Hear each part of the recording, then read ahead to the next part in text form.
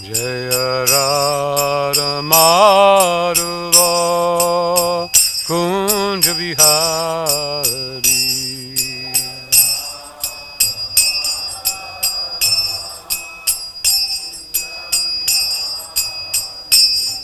Govijana Balava Givadhari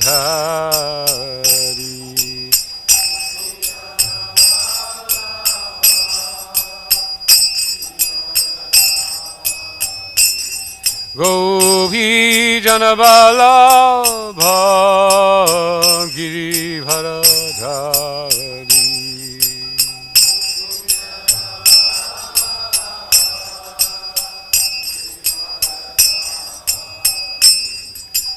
Yashoda Nandana Vrajajana Ranjana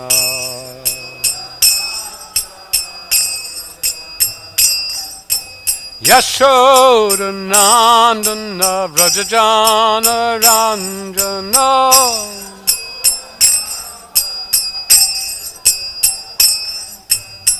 Yamuna Tira Vanachari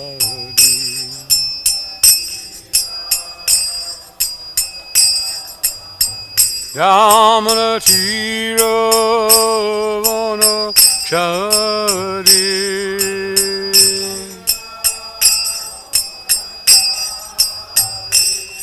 Jaya Radha Madhava Kunja Vihari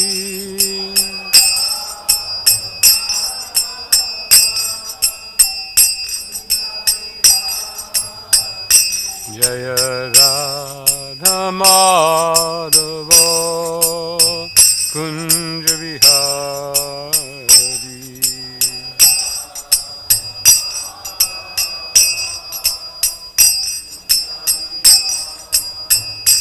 Hare Krishna Krishna Krishna Hare Hare Hare Rama Rama Rama Hare Hare Hare Krishna Krishna Krishna Hare Hare Hare Rama Rama Rama Hare Hare Jaya Radha Madhava Kunja Vihari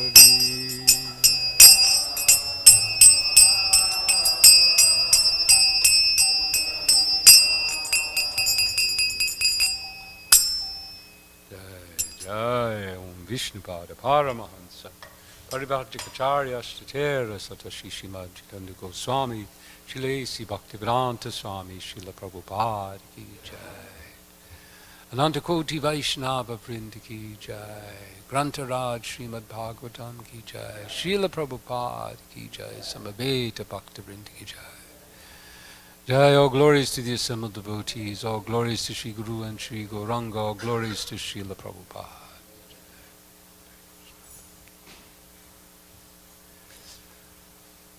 Jai Judy Prabhu, Hare Krishna, good to see you.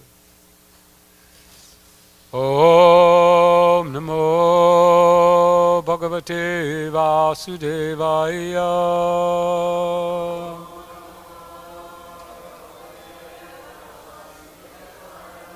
Om Namo Bhagavate Vasudevaya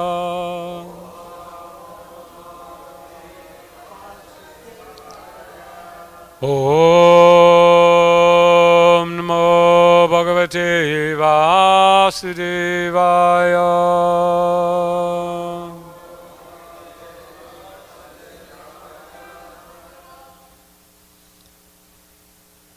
Srimad Bhagavatam, 3rd Canto, Chapter 31, Text 14. Right?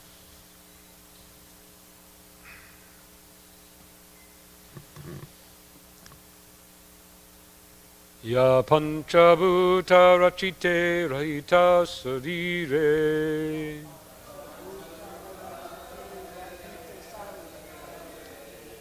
Channaya tendriya gunartha chidatmakoham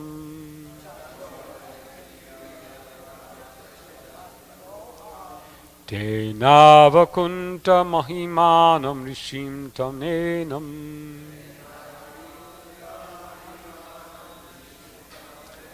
Vande param prakriti purushaya pumangsam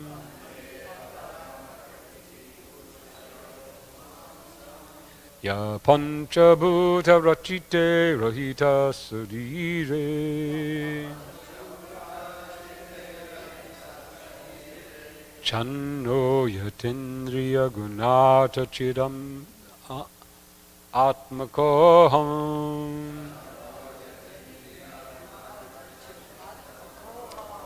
Te navikunta mahimanam rishim tamenam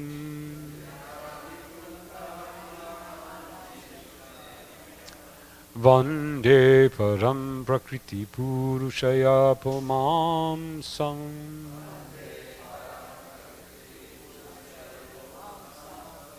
Others?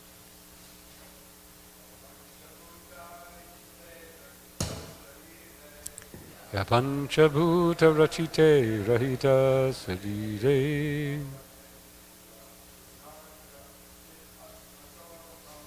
Chano yatendriya gunata chidatmakoham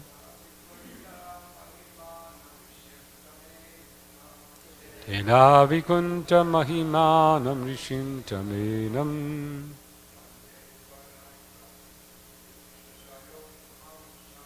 Vande param prakriti purushaya samansam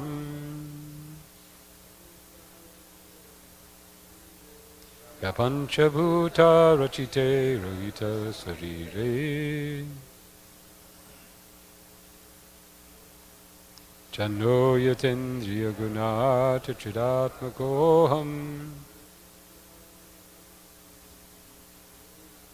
Tena vikunta mahimanam rishim tamenam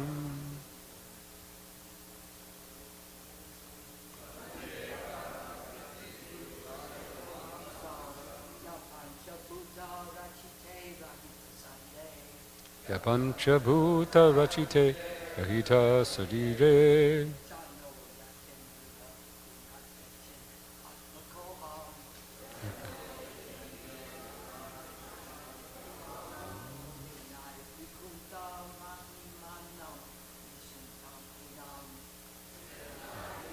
Mahimanam rishim tamenam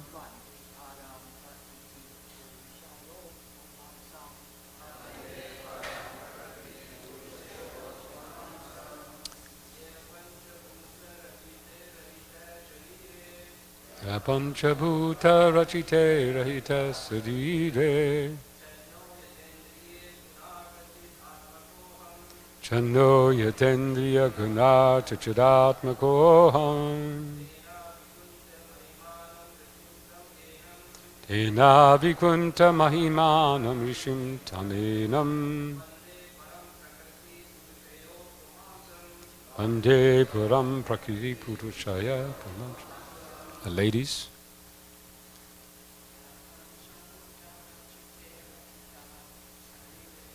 Ya panchabhuta rachite rahita siddhire Chando yatendriya gunata chidatmakoham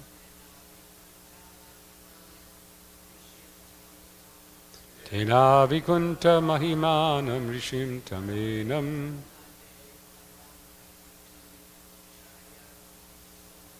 Vande param prakriti purushaya pumamsam Any others? Yaha who panchabhuta 5 gross elements Rachite made of Rahitaha separated Sarire, in the material body. Janaha, covered. Ayata, unfitly. Indriya, senses. Guna, qualities. Artha, objects of senses. Chit, ego.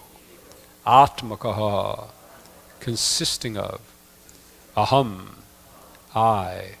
Tena, by a material body. Avikunta mahimanam, whose glories are unobscured. Rishim, all-knowing. Tam, that. Enam, unto him. Vande, I offer obeisances. Param, transcendental.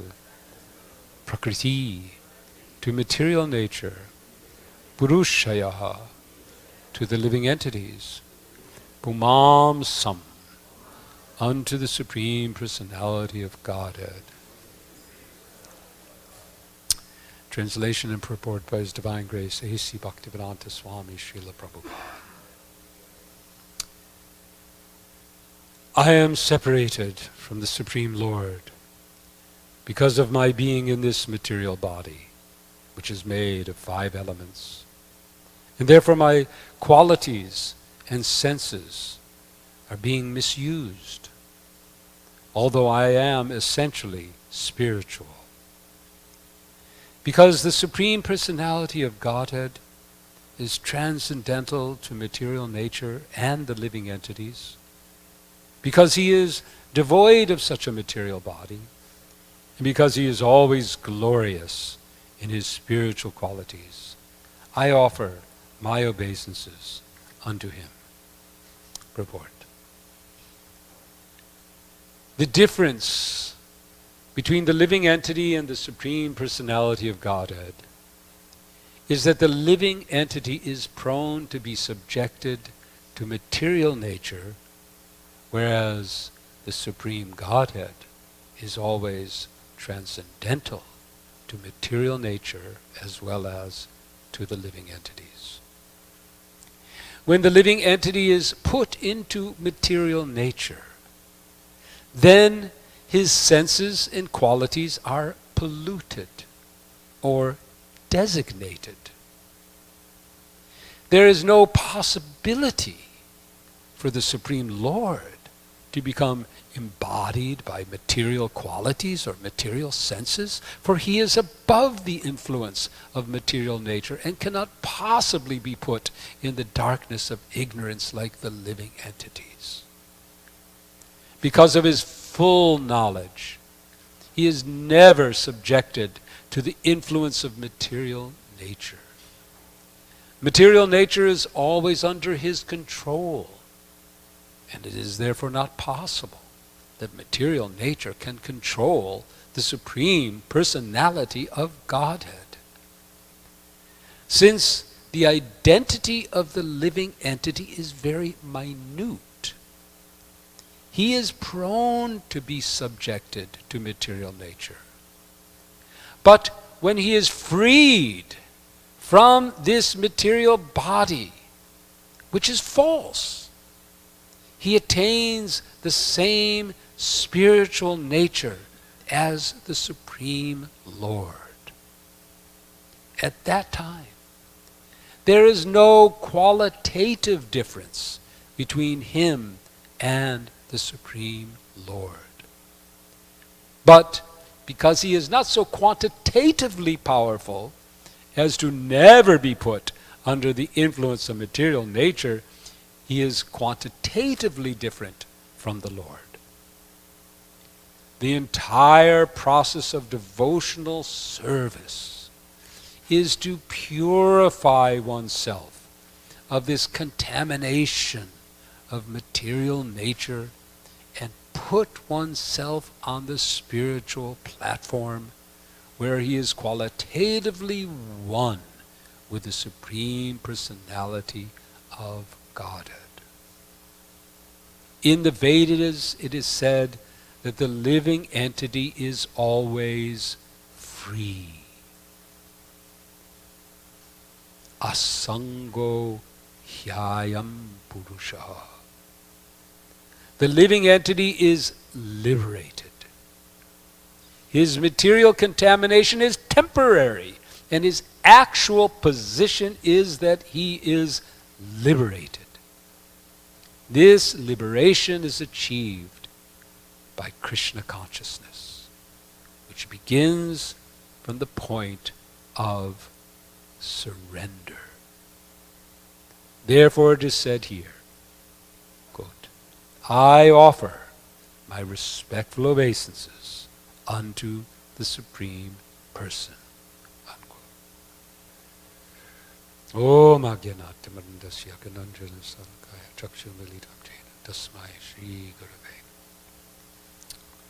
Ukanu Kuroti Vachalam Bango Langaya Te Kudi Tat Kripa Tamaham Vandeshi Kurundi Natali Paramananda Madhava Shri Chaitanya.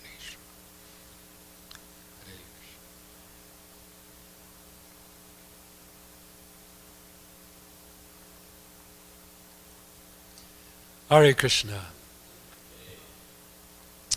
Thank you, Srila Prabhupada, for inspiring all of us. Thank you, all the residents here, for organizing this festival. And please be so kind as to grant me some of your mercy so that I may say something in line with Srila Prabhupada's purport here, so that we can further enter into the topic that he has presented. In this verse, one word really kind of stood out for me. Free. Free. To be free. I suspect that many of the devotees here, in their early days of search, had in mind this idea of freedom, to become free. Perhaps it was freedom from distress. That's often the case. That is, Krishna describes that four kinds of persons seek him.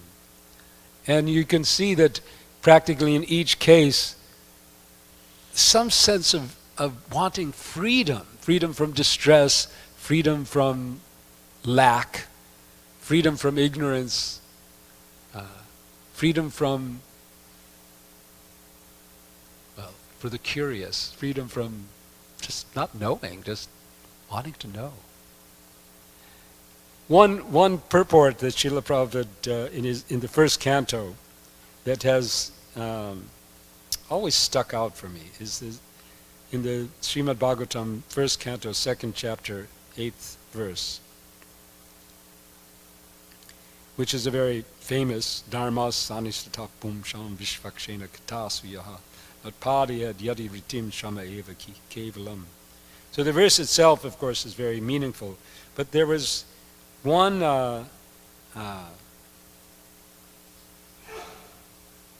one paragraph here I'd like to that has been very well. In the paragraph before this, in the purport, Srila Prabhupada talks about the cleansing the cage of the bird does not satisfy the bird. And then he writes, the need of the spirit's soul is that he wants to get out. He wants to get out of the limited sphere of material bondage and fulfill his desire for complete freedom. He wants to get out of the covered walls of the greater universe. He wants to see the free light and the Spirit. That complete freedom is achieved when he meets the complete Spirit, the personality of Godhead. There is a dormant affection for God within everyone. Spiritual existence is manifested through the gross body and mind in the form of perverted affection for gross and subtle matter. Therefore, we have to engage ourselves in occupational engagements that will invoke our divine consciousness. And in this purport, the entire process of devotional service is to purify oneself of this contamination. So we want freedom.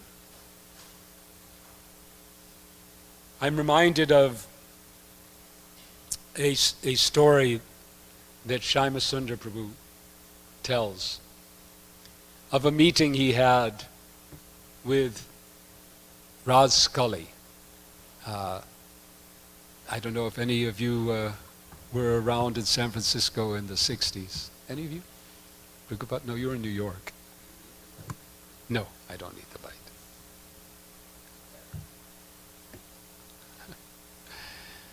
light. Judy? No, you weren't in. Huh?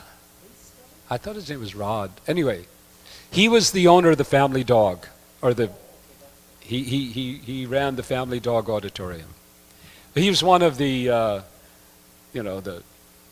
the principals, leaders of the Haight-Ashbury, scene there.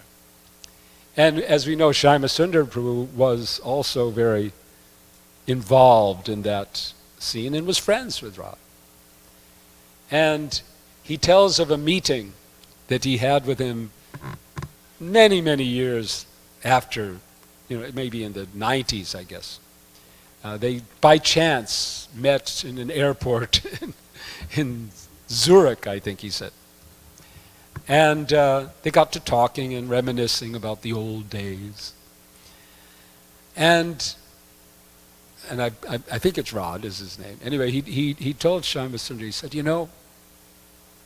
there were a number of swamis who came into the Haight-Ashbury scene there. But Prabhupada was different. Prabhupada was different. He was one of us.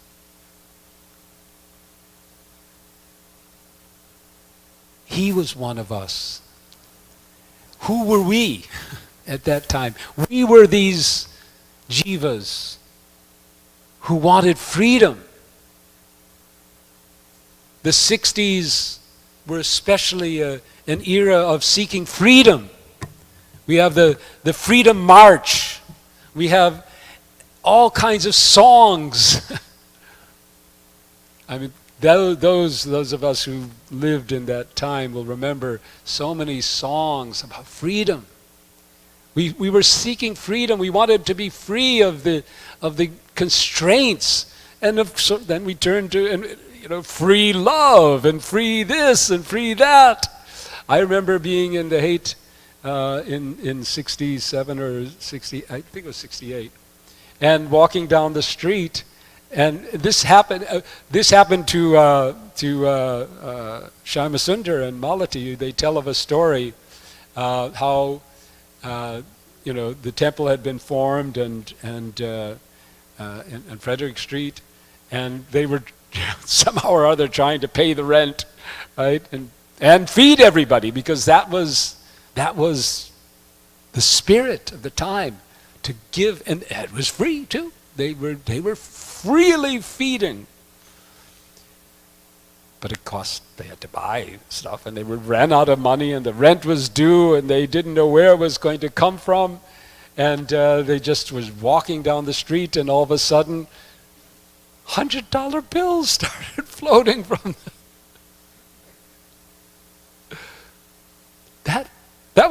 It happened to me once. It wasn't $100 bills; they were $1 bills. But somebody had, thrown out a wad of $1 bills from one of the apartments, because that was the mood.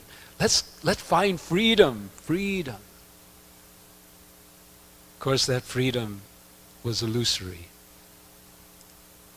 That freedom, that desire for freedom was often centered on free to enjoy the material world. And of course, that enjoyment, how does it go? Yehi sparshus, Yehi sparsha mahabhoga, dukkha jonaya jayate, something like that. That freedom, that illusory freedom to enjoy this world, dukkha jona jayat. It is the birthplace of misery. It's always unsatisfactory. So in the first paragraph before the verse, the paragraph I just read, Prabhupada talks about the bird in the cage, who's never satisfied by the polishing of the cage. So here in this verse, in this series, we have the jiva in the womb, in a state of real lockdown. No room to move, and wanting freedom. Wanting freedom from that miserable condition, but remembering by the grace of the Lord how she had been suffering in the material world, body after body, and appealing to the Lord. I think later on, there will be some, Prabhupada talks about it, how the jiva in the womb promises, this time I'll surrender. This time I'll surrender. Because I want to be free. I want freedom. So Srila Prabhupada understood this. He was one of us in the sense that he fully knew our hearts. And he had the same mood. He grew up in, as we know, in British India during the time of Mahatma Gandhi and the Congress and all the freedom movement. The movement for India's freedom. And so he was thinking, we need to have this freedom. This is so important. We need to become free of British rule. And when Srila Bhaktisiddhanta Saraswati Thakur, Srila Prabhupada, exhorted him to take up the mission of Chaitanya Mahaprabhu, his response, well, first we need freedom. We need to make our country free, otherwise who will listen to us? He said, no. Bhaktisiddhanta responded, no. That is not the freedom that will serve the needs of the jiva. With or without British rule, we are stuck. We are bound up in this material world. And the true freedom, the true revolution is to escape, to get out, to become liberated. We have that same term in the 60s, the liberation. We want freedom, liberation, but we were thinking of it in material terms. And Prabhupada comes and says, this is not going to give you any permanent solution. You may find some temporary, remedial measures, but thank you.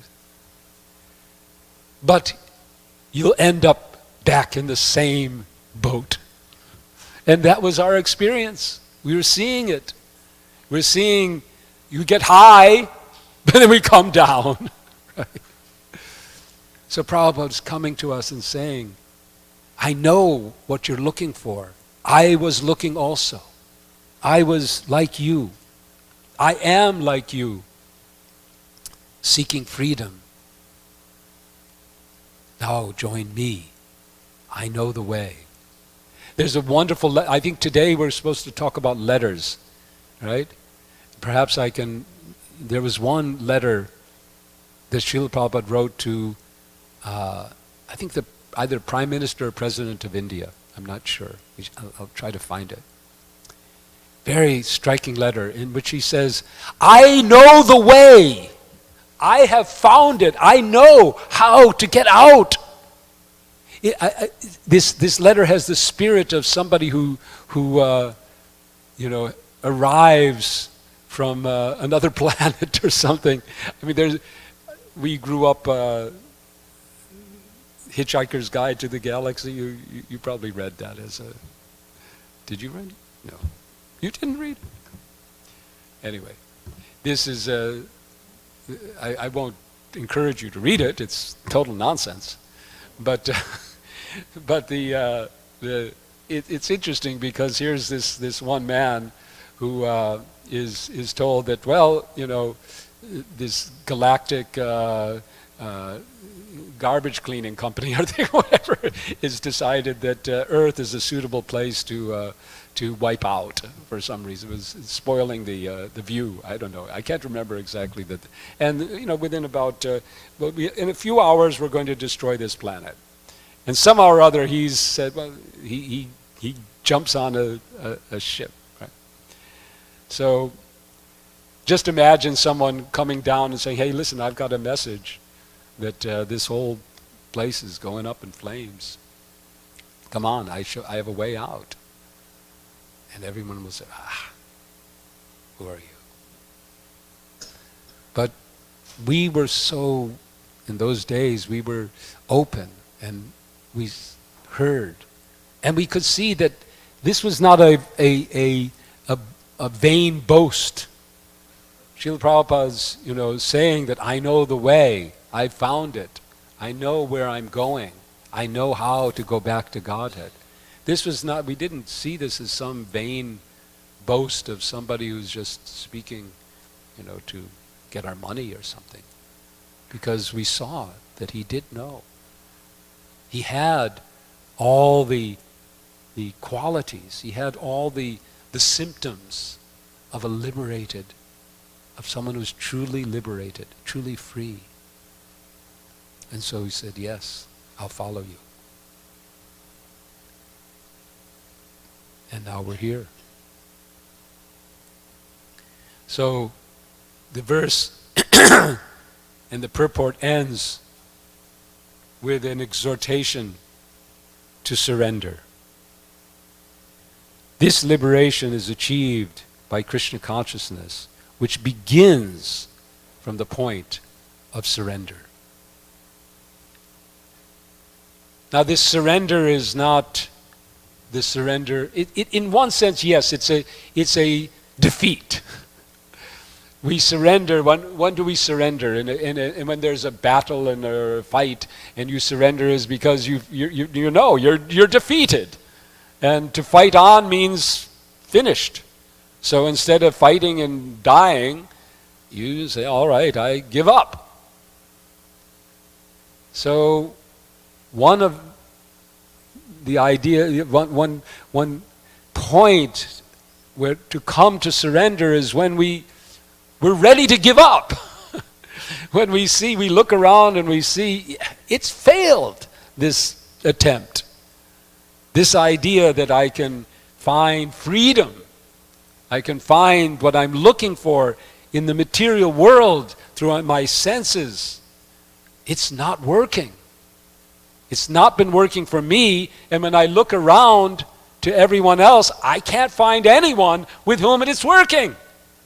Even those who are really enjoying externally, they're getting old.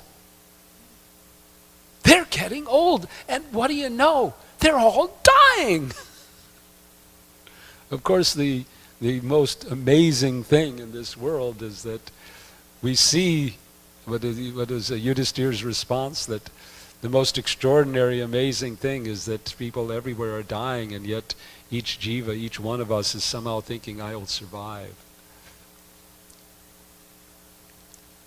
But when we see this, we truly see it for what it is. And we say, this is now a hopeless cause. This endeavor to enjoy in this material world, it's hopeless. Then we're ready to accept Krishna's offer. Sarva dharmam parityaja.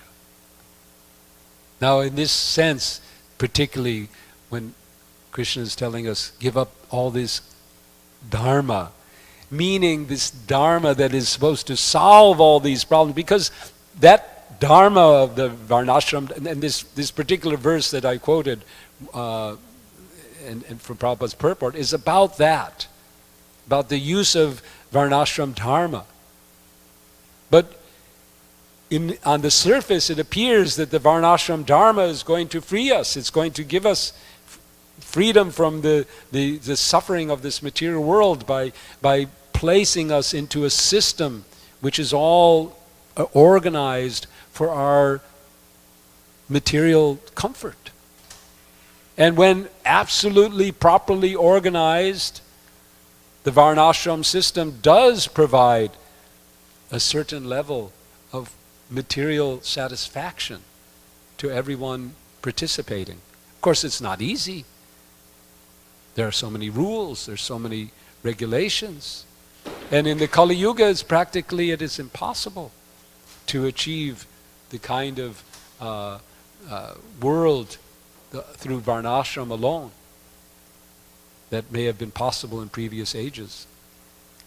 In previous ages, when the Devatas, when the gods walked the earth.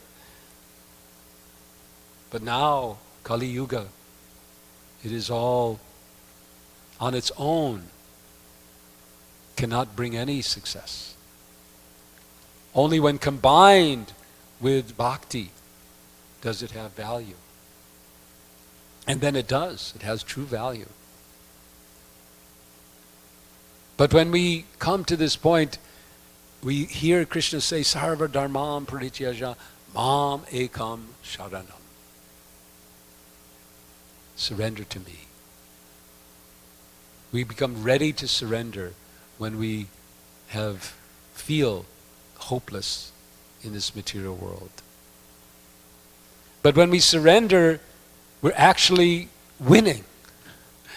In the material battle, when you surrender, one party surrenders to the other, that they become the object of enjoyment for that the winning party. We just were in Fiji, and there's a large population of Indian diaspora, and the many of whom are now devotees, but they tell us of their heritage, how their ancestors came to the islands as indentured labor. There's a term for grihimitya. Grihimit is a Hindi for contract, agreement. So they were seduced into signing agreements, thinking they were going to become free of their poverty wherever they were. It described, and we went to a museum and described that how by the manipulations of the British rulers, there was what was once a wealthy environment became impoverished. And people, farmers, poor farmers particularly, were looking for a way out. And they were offered this grimit. Okay, come, 5 years, you come, you'll get so much money, etc. And in 5 years, you can go back. Of course, you have to pay your own way to go back after 5. You can go for 10 years, we'll pay your way back. And many of them just decide to stay.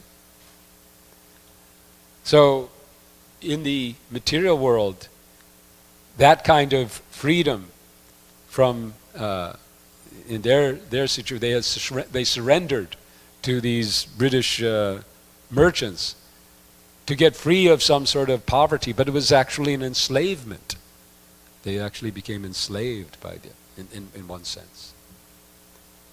So that also happens when we think of surrender in the material world. We think we're giving up, we're losing.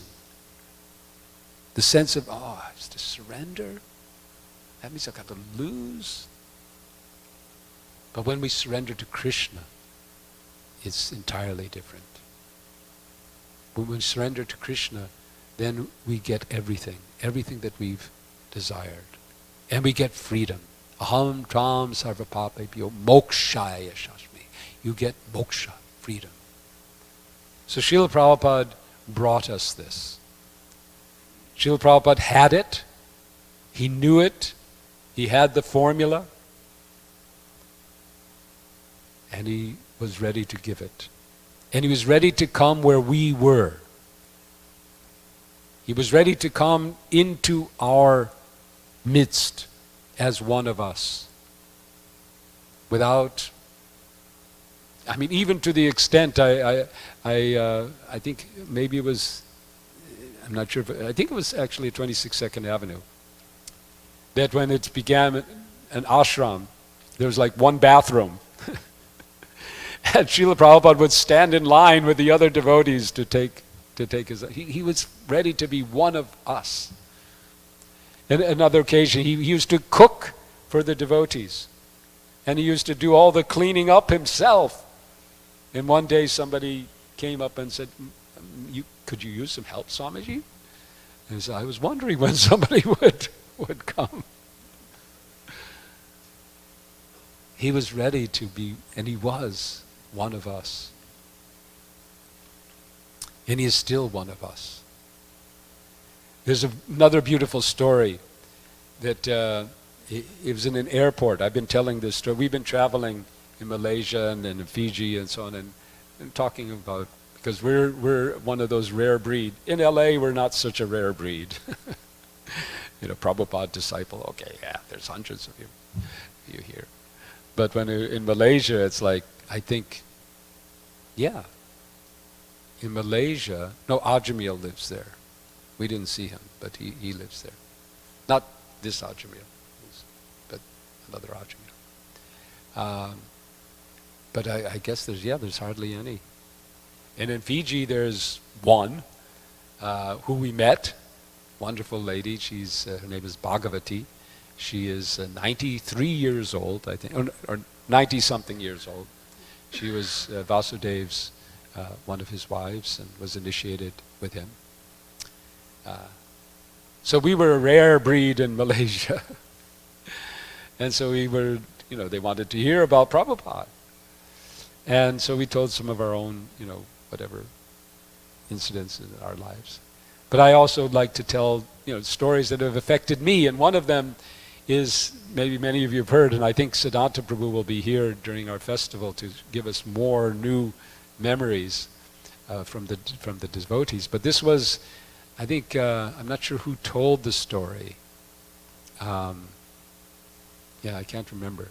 But it was in an airport, perhaps Philadelphia or New York, I'm not sure.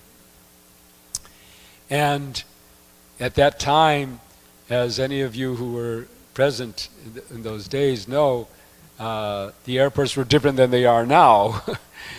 And where you can't, go past the security unless you're a passenger.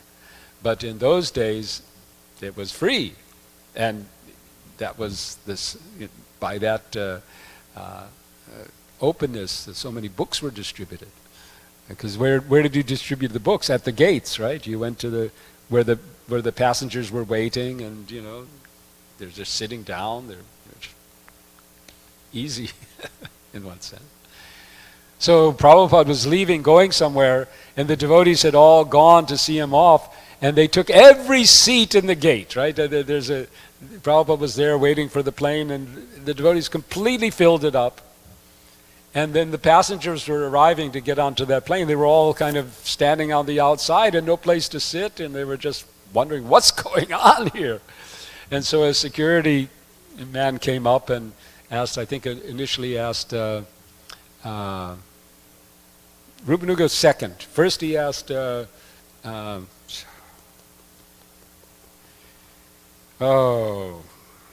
Shakti's husband, Nayana Baram, because he was like, I think it was in Philadelphia, and he ignored him, and then Rupanuga was asked, and so he turned on in his booming voice. He said, "All devotees must leave now the gate," and the devotees just sat there.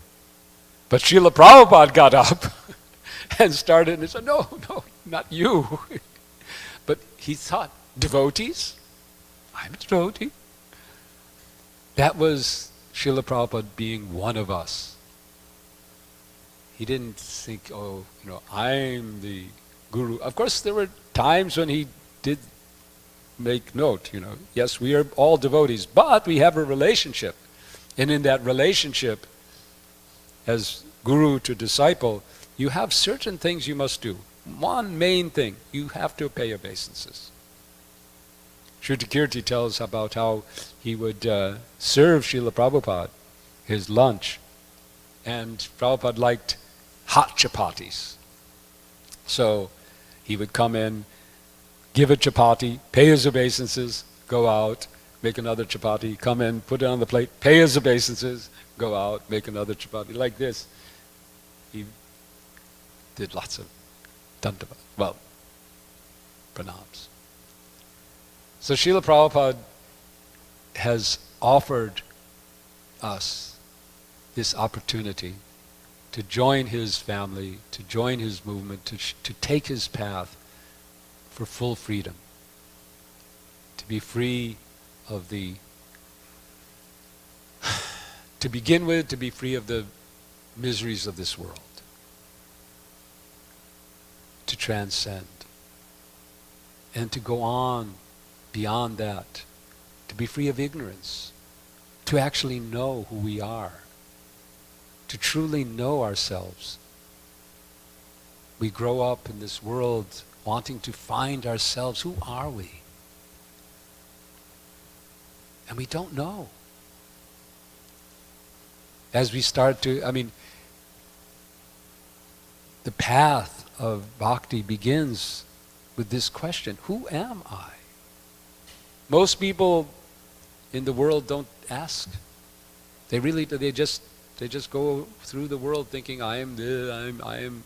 You ask them who they are. Oh, I am so and so. I've come, and they just identify with this completely.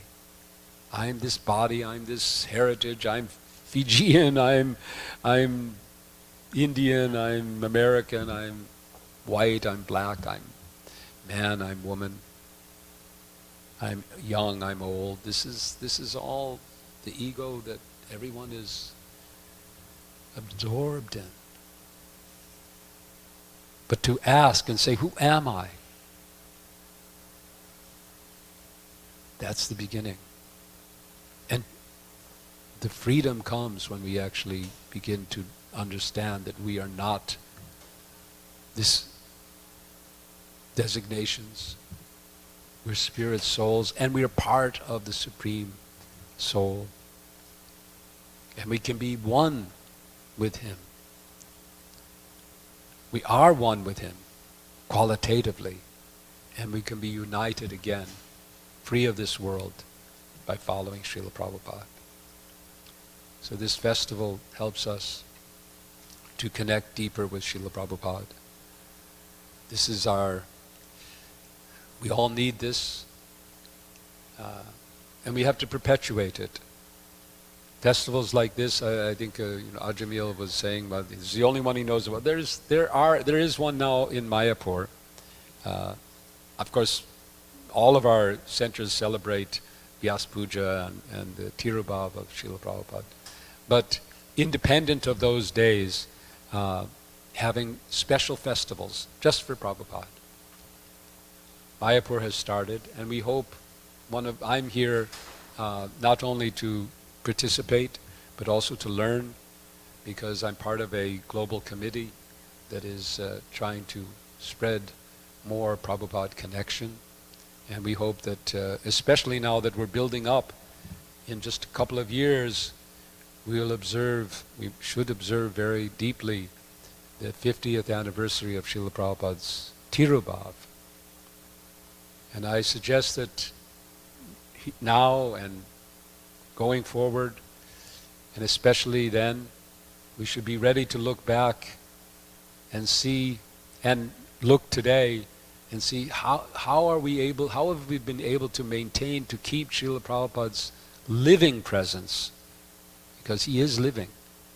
He's living in his books, he's living in his society, he's living in our hearts. How have we been able to keep and grow that connection in our society? So, I was told 8:45, pretty much. Maybe I was told 8:30, I think. I'm sorry. Anyways, I'm just accustomed to 1 hour,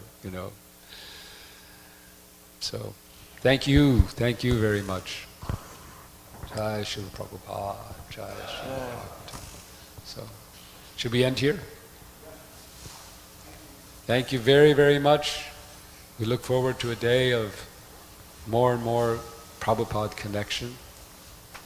And thank you again for hosting this. Haribo, Jai Srila Prabhupada, Hare Krishna.